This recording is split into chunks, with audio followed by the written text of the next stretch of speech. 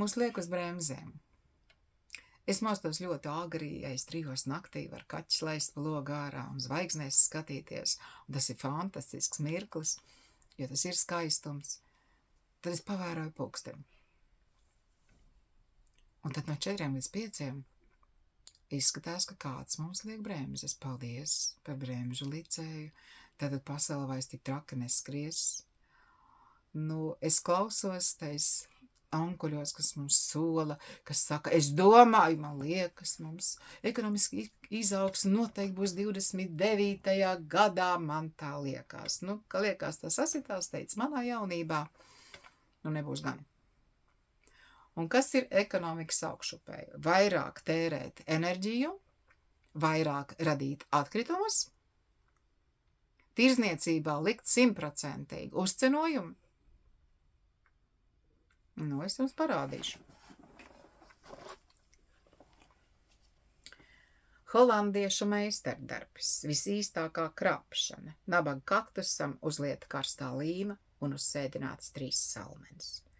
Un tie, kas neko nesajēdz no augiem, viņi arī pērk, bet viņš arī mūžīgi neziedēs, jo tas kaktusiņš ies bojā. Tā ir vardarbība pret augu. Vai cik izcili gudri mums ir holandieši. Jā, par jebkuru blēdību arī jāmaksā. Un zagļu dzimts iznīkst. Jā.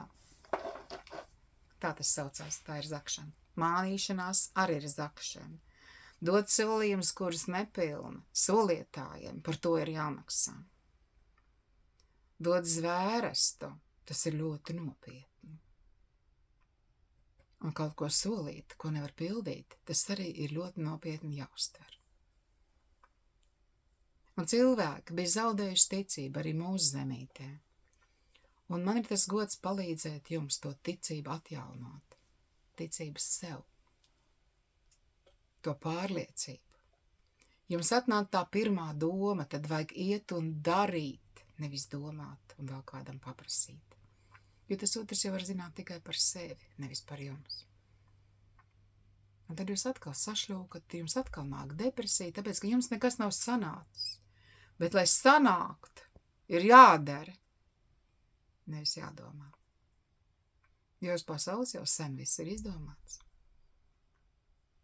Ja arī nesanāk, tad vismaz mēs zinām, ka nevajag. Jo mēs jau tikai no savas pieredzes mācāmies. No savas. Kurš tam mammu klausa? Nevienos laikos nevienas mammās nav ieklausījies. Bet tad, kad pašiem sāp, tad tie, kas nav tik pilns ar lepnību, var pateikt savai mammītei, tev bija taisnība. Man arī šeit par šiem daudziem gadiem, daudz ir bijuši dusmīgi skrējuši laukā pa durvīm, bet pēc 3 gadiem ierodās atvainoties, jums bija taisnība. Man ir taisnība, es esmu gaišreģis. Negribat patiesību zināt? Nejautājiet man, es nevienam neuzbāžos.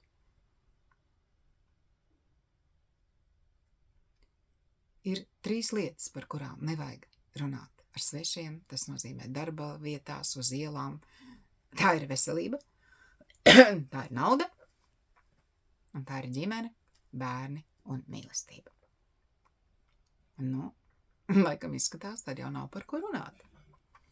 Man šodien te bija viena ģimene, kur pazīst jau sen, un mums sanāca liela jautrība, jo mēs bijām 3 sievietes un 1 vīrietis.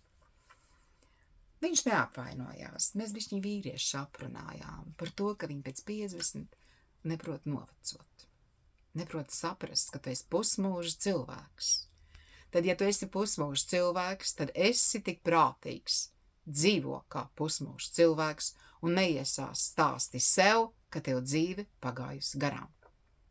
Tev ir ģimene, bērni, mazbērni, kas tev ir pagājis garām. Ko tu vēl gribi? Piedzerties līdz nemaņai, žēlot sevi, dzert viegru un mirt nost? Ja to uzskata par to, ka tā dzīve neiet garām, tad tas ir stulbi un muļķīgi. Dzīve jau nevienam neiet garām. Bet ja stāv uz vietas un sūdzās un čīkst, un runā, ka nekas nav pareizi un viss ir muļķi un es esmu vienīgais gudrais, tad gan tā dzīve iet garām. Dzīvi dzīvot vajag, un viņa ir skaista. Pilna ar grūtībām, paldies par grūtībām, tās mūs tikai dara stiprākus. Lai dzīvo jūsu spēks un mūsu spēks. Tā?